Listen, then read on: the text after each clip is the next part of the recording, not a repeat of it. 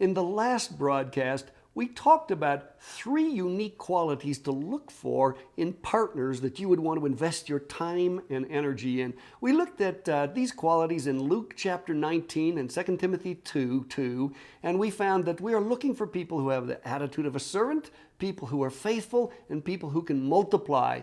And if you didn't have an opportunity to see that broadcast, I really encourage you go to craighill.org, and you can have a look at that broadcast to find out how would you qualify those people. How would you find people in your business, in your ministry, or even in your own life that you could partner with and multiply through? How do you find people who are faithful, who are servants, who can multiply? That's what we talked about in the last broadcast. If you didn't see it, I encourage you, please go to craighill.org and check out the last broadcast. Today, we're talking about a very unique economic season that I believe we're in. I think most people have noticed that economically we're not in a time when business is as usual. We're in a very different time than we were in the 2000s, a very different time than we were in the 1990s, but we're finding in this decade there are many, many things that are quite different. And I believe there's a reason for that. As I was seeking God, Lord, what's going on? What's happening? God led me just to reread Leviticus chapter 25, which is the passage that talks about the Jubilee. And there were some shocking things in this passage. I had always heard about Jubilee, and you probably have too, for years and years. Everybody knows a couple things about Jubilee. Everybody knows that when Jubilee comes, all slaves go free, and all debts are canceled. And that's exciting. People think, praise God, when Jubilee comes, all my debts are going to be canceled. But there's something in it that I had never seen before. And so we're going to actually read a little part of it, Leviticus chapter 25, verses 8 through 17. And this is what God instructed Israel regarding the Jubilee. He said, "You are also to count off 7 Sabbaths of years for yourself, 7 times 7 years, so that you have the time of the 7 Sabbaths of years, namely 49 years. You shall then sound a ram's horn abroad on the 10th day of the 7th month. On the day of atonement you shall sound a horn all through your land. And you shall thus consecrate the 50th year and proclaim a release through the land to all its inhabitants. It shall be a jubilee for you. And each of you shall return to his own property. Each of you shall return to his family. You shall have the 50th year as a jubilee. You shall not sow, nor reap its aftergrowth, nor gather from its undertrimmed vines. For it is a jubilee, it shall be holy to you. You shall eat its crops out of the field. And on this year of jubilee, each of you shall return to his own property. If you make a sale, moreover, to your friend, or buy from your friend's hands, you shall not wrong one another. Corresponding to the number of years after the Jubilee, you shall buy from your friend, and he is to sell to you according to the number of years of crops. In proportion to the extent of the years, you shall increase its price, and in proportion to the fewness of the years, you shall diminish its price. For it is the number of crops that he is selling to you. So you shall not wrong one another, but you shall fear your God, for I am the Lord your God." Here's what's interesting that I saw. 3 things happen in Jubilee. When Jubilee comes, all debts are canceled, all slaves go free, but the third thing is everybody returns back to his own property. So if you sell a farm, when Jubilee comes, you go back to your property. Now, many people were forced to sell because they couldn't pay. They didn't have the money, so they would sell to somebody else. But it says you go back, the property goes back to the original owner at the time of Jubilee. Now, why did God say this? I believe it's for this reason. God was really, really smart, and God still is really smart. Here's what God recognized.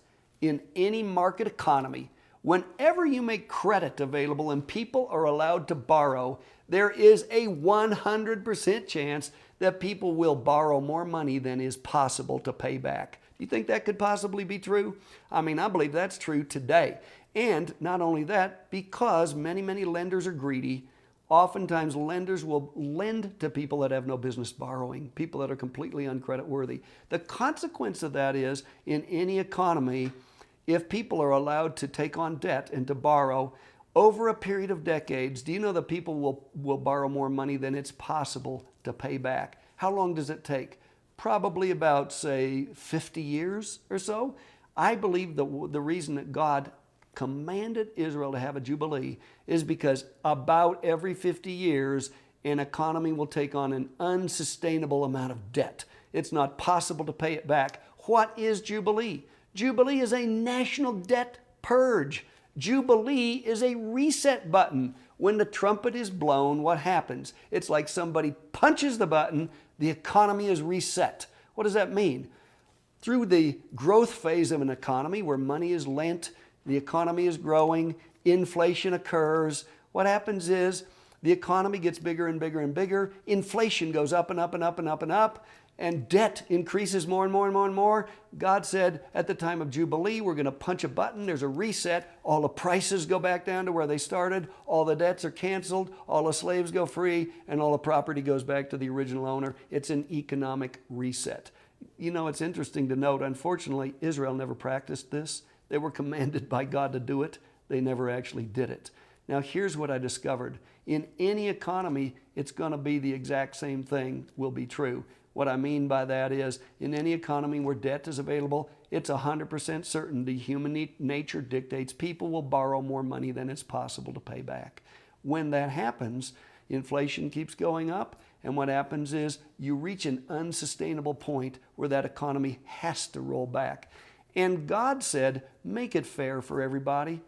Do it voluntarily. Appoint a time where there's an economic reset. Tell everybody when it's going to be. And what we just read is, God said, adjust your prices accordingly. So if you're going to make a deal, you're going to sell a property, but you know it's going to come back in the year of Jubilee, well, you're going to sell it for one price if there's 43 years left until Jubilee, a totally different price if there's only 5 years till Jubilee. And it's fair. Everybody knows when it is. But here's the problem. In an economy where there is no preset Jubilee, where there's no debt relief mechanism, there's no way to purge that economy of debt, do you know what happens? The economy eventually has what I call an unplanned Jubilee. What that means is, instead of being fair, when everybody knows when it is, like God commanded Israel, it's something unfair. Only a very few, or maybe almost nobody, knows when it's going to be. Now, I just looked at economic cycles, and I observed that in past history here in the United States, and you can trace it back through Europe, about every 70 to 80 years, you have an economic debt purge. You have a cycle. I call it a Jubilee cycle. And what you actually have is you have a deflationary depression. What that means is prices roll back, you have deflation, debt is eliminated, although it's eliminated many times in a not good way. I mean, if we look at these three things that happen in Jubilee, all debts are eliminated, all slaves go free, and all property goes back to the original owner. Do you know that that is exactly what happens in a depression? Except it happens in a negative way. It happens in a way that's not good. Many people lose everything. It's not what God intended. God intended for people to do this voluntarily. But if we have no voluntary mechanism to do it, it tends to happen involuntarily. The reason I'm saying this is I think that that is exactly the season that we're in right now. We're in a Jubilee season. And do you know, right here in the United States, over the last 5 years, many people have actually lost their home. They lost it to foreclosure. Now, actually, that could be describing a part of what should have happened voluntarily, not that people would voluntarily lose their home in foreclosure, but there should be a voluntary release of debt. Here's what the mistake that I think people made. People thought and taught, when Jubilee comes, all my debt is forgiven. But here's the problem. You don't get to keep all the stuff. No, the principle is this. When your debt is forgiven, the stuff goes back to the original owner. Yes, you don't have to pay for the house anymore, but you don't get to keep the house. The house goes back. Yes, you don't have to pay for the car anymore, but you don't get to keep the car. The car goes back. So the principle is this. All debt is canceled, but all property reverts back to the original owner. The modern day word for that when it happens involuntarily is foreclosure. That's not a good thing. So we looked much earlier in this series about the fact that when a wealth transfer occurs, Proverbs 13:22, it goes from those who have borrowed and cannot repay to those who show mercy and give. It goes from the indebted to the meek. When does a wealth transfer happen? Every Jubilee season. Every time there's a Jubilee, there's a huge amount of wealth that transfers. Now, I find many Christians, they thought the way the wealth was going to transfer was zeros would suddenly somehow supernaturally be added to their bank account. And that would be the wealth transfer. I don't believe that's the way it happens. It actually happens in a very natural way. What occurs is an economy takes on an unsustainable amount of debt. And what happens is as that economy implodes, naturally, wealth is transferred from those who have borrowed and cannot repay to those who show mercy and give. We talked about that. It happened, last Jubilee season happened in the 1930s. There was another one in this country back in the 1850s. You can trace it back many, many times in Europe, the same kind of thing. This is a very unique season. I think a 5 to 7 year season that we're living in that is totally different than anything you ever experienced before. Totally different than what happened in the 2000s, in the 90s, in the 80s. Totally different than any time other than what happened in what we called the Great Depression back in the 1930s. I think that's what we're experiencing again.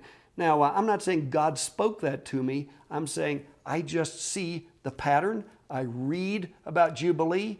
I believe that we need to be sons of Issachar and that we need to understand what is happening. If we understand what's going on and are prepared, this could be one of the most prosperous seasons of your entire life. Because imagine this.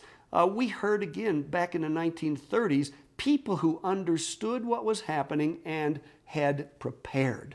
They had no debt. They had margins. They had a little bit of extra cash. Do you know what happened to those people? They purchased houses, land, farms, businesses for 5 cents, 10 cents on the dollar. And as the cycle began to climb again, they owned property that increased and increased and increased in value. Now, other people that didn't realize that, many of them lost their property. Many of them lost their farms, lost their businesses. They simply didn't understand the season. They didn't understand we were in a Jubilee season, in a Jubilee time. And it's critical for us to be sons of Issachar, to understand where we are in the economy and to prepare. Now, I'm going to give you some general things, but I want you to pray and ask the Lord about specifics about your own house, about your own business, about your own property, about what God would specifically tell you to do. Because as I've said earlier on these broadcasts, on this series, I believe everything about finances has to do with learning from God, coming into relationship with God. You know, God gave me this insight into Jubilee, and I did write about it quite a bit in 5 wealth secrets 96% of us don't understand. And so I really do hope that you get your copy of this book if you don't have it yet, so that you can really read about this and look at some of the charts that we put in the book. It's critical to understand. I believe there really is a strong correlation between the current economic cycle we're experiencing and what God spoke about as Jubilee. Again, if people don't do this voluntarily, then it sort of happens involuntarily, and then it's devastating. Do you know, God said prepare for it. Tell everybody when it's going to be so that it's not a surprise. Do you know when we began this cycle back in 2008 and we had a pretty dramatic crash of our U.S. stock market, I heard people all over say, who could have known? Who could have known? Do you know who could have known? Sons of Issachar. People who understood the times. So if you weren't aware at 2008, please listen now. This is a very important thing to understand what's taking place. I believe that there's some economic hurricanes that we're going to experience. It's much like if you heard a hurricane was coming and you lived on the Gulf Coast, what would you do? Well, you'd probably prepare. How would you prepare? Maybe if you own a boat, get the boat out of the water, board up your house, move inland. What if it was completely wrong and the hurricane never came to your house or to your city? Well, there's not a lot lost in preparing. You just go back, get your boat out and put it back in the water, unboard your house, that sort of thing. On the other hand, what happens if you make no preparation and the hurricane hits dead on your city? You could potentially lose everything. And so my point is, would you please seek God? Ask Him, God, what do you want us to do to prepare during this particular season? What would be prudent to do? Again, one of the things that I think was a huge mistake is people thought the teaching on Jubilee was this: when Jubilee comes, my debts are eliminated and I get to keep all the stuff. Well, if that's really true, then the theory would be run up as big a debt as you can. Go order as much on your credit cards as you possibly can, because you're going to get to keep all that stuff and you won't have to pay for it. But no, I believe the truth is just the opposite. What happens is you lose all those things. Why? They revert back to the original owner. So what happens when Jubilee comes? Slaves are set free. I don't think we have literal slaves here in the United States. I mean, we did 150 years ago. We don't have so many literal slaves. Now, I understand there's human trafficking and some really evil things taking place. I'm not talking about that. But I'm talking about here in the United States, the primary type of financial slaves we have are debt slaves. People who have given themselves over to multiple creditors, and now actually 100% or more of their monthly cash flow is obligated just in monthly payments to their credit cards, to their car finance company, their house mortgage, all the different things. Those are debt slaves. Now, when Jubilee comes, what happens? Those people are set free, but they don't get to keep all the stuff. The modern day word for that is bankruptcy. So when you declare bankruptcy, you don't have to pay anymore. The debt slave is set free, but you don't get to keep all the stuff. All the stuff goes back to the bank. Now, my father told me in this last Jubilee season in the 1930s, we called it the Great Depression here in the United States, that there was a huge transfer of wealth, and that many people actually became very, very wealthy in the Depression. And I said, who were the people who became wealthy? And he told me this. It was the people who understood the times, realized that there was a huge deflation taking place, prices were going ever lower, and that property was being repossessed or taken back by the bank and was available to be purchased for pennies on a dollar. So who were the people that became very wealthy? The people that were meek, the people that inherited the land. And if you don't know what I'm talking about, you might want to purchase this entire TV broadcast series. It's a series of 14 broadcasts, and you can purchase that series at craighill.org or by calling the telephone number that will be on your screen. And you can purchase this entire series to go back and listen to some of the teachings that were earlier in the series, if you don't know what I'm talking about in terms of the meek inheriting the land. But I believe that's exactly what's happening right now. And so these are incredible opportunities that we have. What that means is people who are out of debt, people who have margins, you probably will have opportunity of a lifetime. I believe in the next 2 to 3 years, there will be opportunities to purchase things for pennies on a dollar, because many people are going to lose properties. They're going to lose houses. They're going to lose businesses. They're going to lose large buildings. And somebody that has a little bit of cash is going to be able to come along and purchase those things for pennies on a dollar. What I'm telling you is this could be the economic opportunity of a lifetime.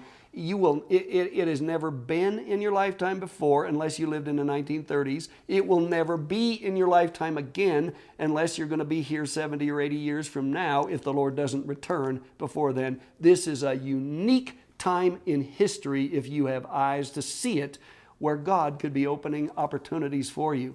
Now, I'm not telling you what you should do. I'm just asking you to pray about it. I'm asking you to prepare. Again, I want to mention, as I traveled through to many churches around North America in the 2000s, 2004, 5, 6, 7, and I would ask, has the Spirit of God spoken anything in this church? Have there been any prophetic words? Has your pastor preached anything on finances? Inevitably, people would say yes. And I'd say, what is the word that has come forth? And people would tell me, the primary word we've heard is this: get out of debt. Now, why would the Spirit of God be telling people in 2002, 3, 4, 5, 2006, 2007, get out of debt? Could it be that the Spirit of God knew that this Jubilee season was coming? And in reality, the worst situation to be in when Jubilee hits is to be in debt. Why? Because wealth transfers from those who have borrowed and cannot repay. You're on the wrong side of the wealth equation, and people haven't realized that. Many people were just thinking, oh, wealth will transfer to me because I'm a Christian, because I'm righteous in Christ. Again, if you're not sure what I'm talking about in terms of who are the wicked, who are the righteous, please go back and listen to the previous, some of the previous broadcasts where we explained that in detail. It's critical for you to understand that. So what can you do now? Now is the time to get out of debt. And I would encourage you to pray. Ask God, how do you want me to do that, God? What do you want me to do? I mean, one of the very obvious things is If you have debt on things, consider selling those things that you carry a lot of debt on and purchasing that which you can afford, purchasing that which actually you have money to pay for.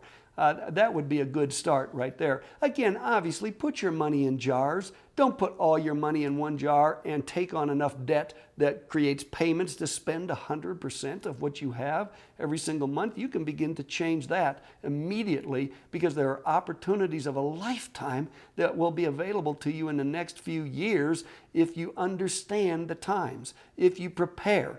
Now, God will bring about supernatural multiplication. And again, I want to encourage you, God has not designed us to live as natural beings. You might have made a lot of mistakes in the past. You might have done many things that as we're progressing through this series, you are thinking, oh my goodness, I wished I would have known this 10 years ago. I wished I would have prepared for this. I wish I wouldn't have done that. Do you know what? It doesn't matter. Start where you are today, and God can supernaturally turn things around. God can supernaturally change things for you.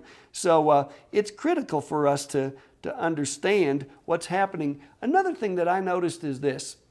There is a huge difference in how Greek thinkers perceive things and how Hebrew thinkers perceive things. You know, Greeks tend to focus on knowledge. Jesus said, Greeks seek knowledge, Jews seek a sign. Why did he say that? Because Hebraic people tend to be experiential. Greeks tend to be cognitive. Greeks tend to think in straight lines. Hebrews tend to think in cycles. That's why when you look in the Hebrew calendar, you see cycles that go round and round. You have various festivals that are celebrated every year, and it goes around in a cycle.